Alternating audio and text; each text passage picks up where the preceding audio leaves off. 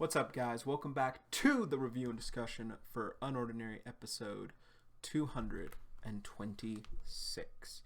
We have a bit to go over with this episode, as this episode is pretty intense, all things considered. Once again, a lot of good conversation takes place this episode, and overall,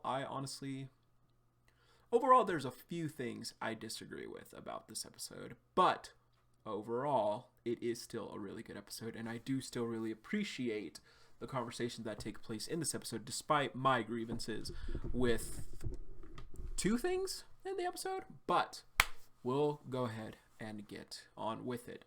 So, we start out with Arlo on the school roof, once again reflecting on what Valerie had said to him. Labeling his friends terrorists and vigilantes, asking what they could have possibly done for him.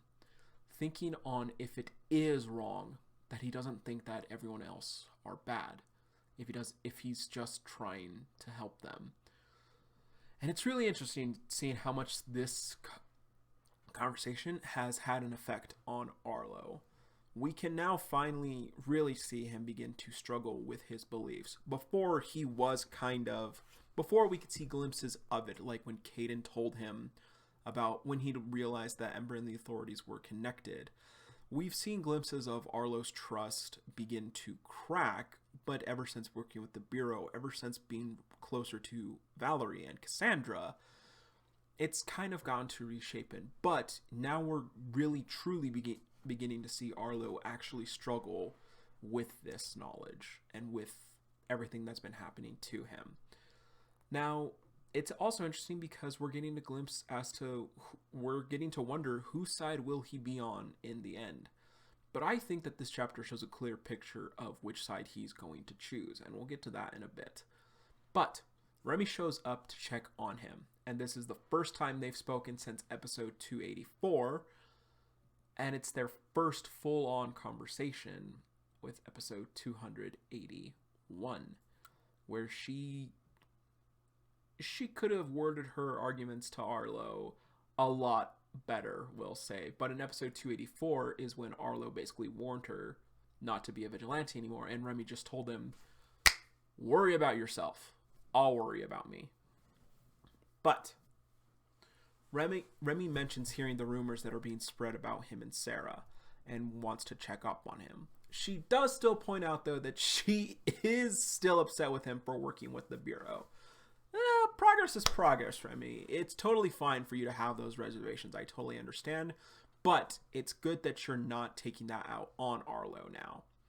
Remy does point out that she's heard what Zeke has been spreading around school. And thank fucking God, someone has finally decided to not believe in Zeke.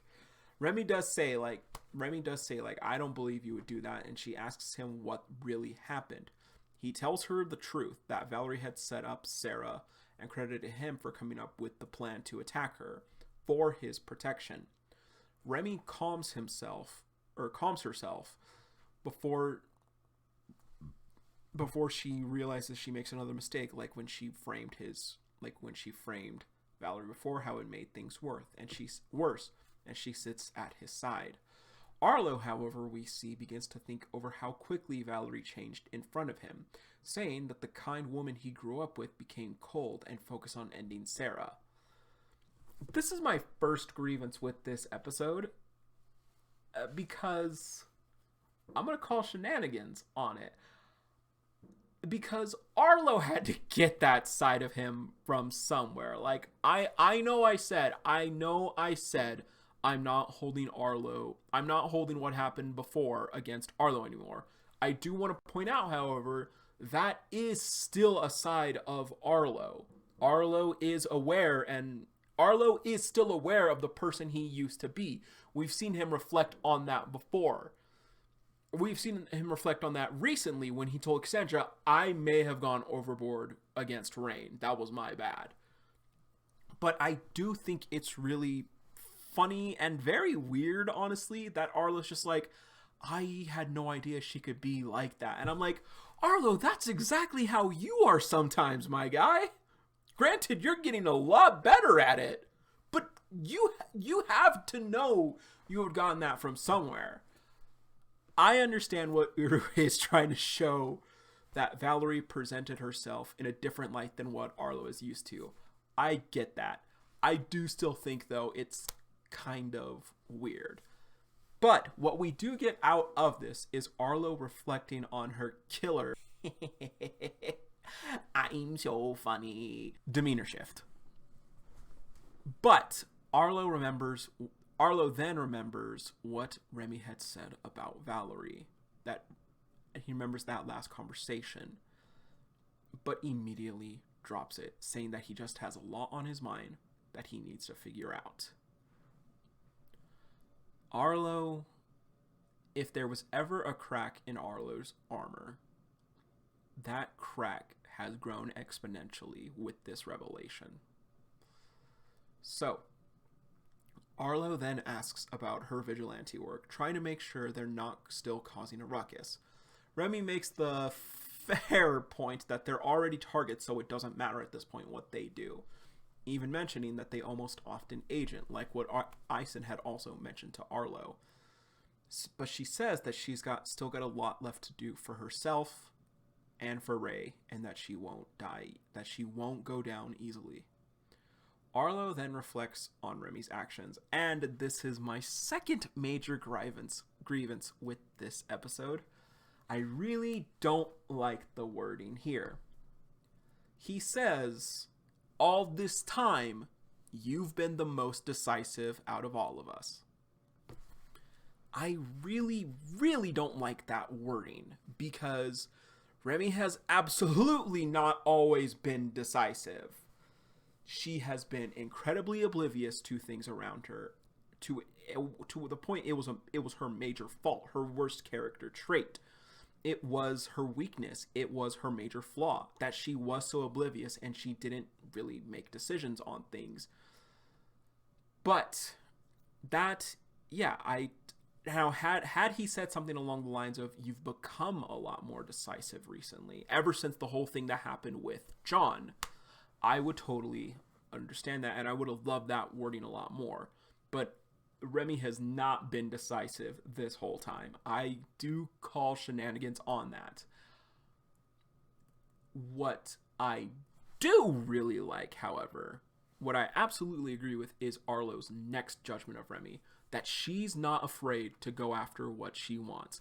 And that is 100% honest. That is actually very true about Remy's character. Remy has, from what we've seen, Remy has always gone after what she wanted when she put her mind to things. When she did. Like, she decided to set up the safe house. She decided to demask John. Even if the plan failed, she still made a plan. She still said, we're going to do this. It's going to work. She decided to search for the real truth about her brother, even if no one else would help. The authorities pushed her away, and she decided to get answers herself. She decided in the prologue she was gonna get a slice of that cake, and some fucking how she did. She got that cake. But Remy definitely isn't afraid to go after what she wants. I can respect that, but I cannot agree with that she's always been decisive. I cannot agree there. But it's neither here nor there. Arlo then warns Remy, and this is where we're going to touch on it. He chooses which side he's on in this sentence. Valerie's already warned him. Arlo knows he's on a tightrope. Last episode, Arlo told John, I am on a leash right now. I am this close to losing everything. But Arlo seals his position and who he's with when he tells Remy that Headmaster Vaughn has a grudge against the authorities, and Cassandra will most likely be able to remove him from his position in almost a week. A week is what the trio has left at Wellston, because once he's gone, the authorities are coming for Remy, Blake, and Ison. And that all three of them need to have a plan. They need to know what their next move is going to be. Arlo tells her. Arlo warns her, just like he did Sarah. So, I wholeheartedly think maybe Arlo will fight against the others at some point. Maybe Valerie will figure this out again, and maybe Arlo will be the one going to prison for everything. But Remy thinks on the warning, and she decides that they need to set up a base somewhere. And that's when she gets an update from Grayson, who brings the trio, Remy, Blyke, and Ison, to an apartment complex that his parents own. I think they own it. I'm not too sure how it works, but he says it's one of their investment properties. So I assume that they own it. But says it can be a temp place while they prep everything and get everything ready. Kind of figure things out. Remy then asks if his parents are supportive of the vigilante movement, to which Grayson replies that they don't know anything about what he's doing, to which Blyke and Ison immediately get on his case about even saying, when Grayson says, like, what, you guys are telling your parents what you're doing? They tell him it's not the same. And honestly, to their point, it's absolutely not the same thing. I could definitely understand. Grayson has a small hill that he can stand on with that they are still keeping secrets from the parents. However, the major key difference from this is that Blyke and Ison aren't using assets that their parents own for these activities. They're not using it to help their vigilante cause. Grayson is. He is implicating his parents' business, or whatever it is, with illegal activity. Could Blyke and Ison's parents and Remy's parents, could they have some repercussions to their child being involved with vigilantism? Actually, seeing as how, as far as we know, there was nothing brought up against the parents with Ray, probably not. But Grayson is bringing other people into this without their consent.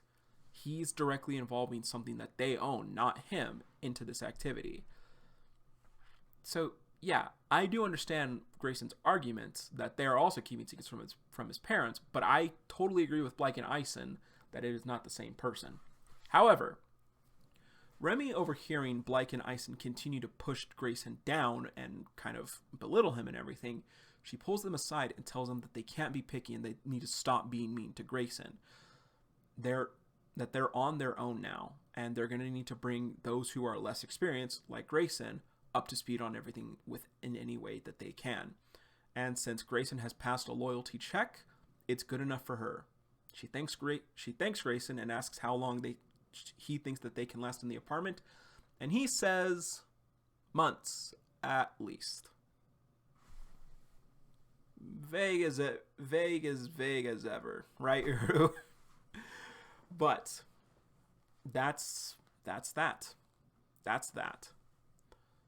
The chapter then ends off with Adrian fulfilling his promise to John, going to check up on William again, and he sees that the door is slightly open, and he rushes inside, and we see, assuming that it's William, but we see none other than Cameron, seemingly investigating the house with a red-haired woman with some kind of seeing ability, as she has her eyes closed and seems like she's kind of sent around for things, and Adrian asks who he is. Guys, tomorrow we're most likely going to find out the truth. We're most likely going to find out what happened to William. Whether he's alive, whether he's dead, there's no hiding it anymore. As of tomorrow, Cameron will either confirm to us that William was murdered, the woman will probably sense that, or we may get a vague, he was taken by the authorities. But I think we all know where it's headed, unfortunately. And one way or another, William will be gone from the story. So I'm looking forward to reading episode 327. because I genuinely want to know what's going to happen next. Cameron may learn John's name from Adrian.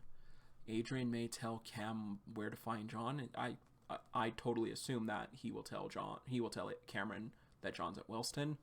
Cameron will probably learn about his nephew and head over to break whatever news there is about William to John. Maybe Adrian will go with him. But I think we all know what's happening next. And I am very excited to find out where we go from here. With all that being said, I would honestly give this episode a solid level 8. It's really good. It is really good. But I feel like we have had a few better breakthrough episodes this season. So, with everything being said, guys, as always, to everyone, see you, Space Cowboy.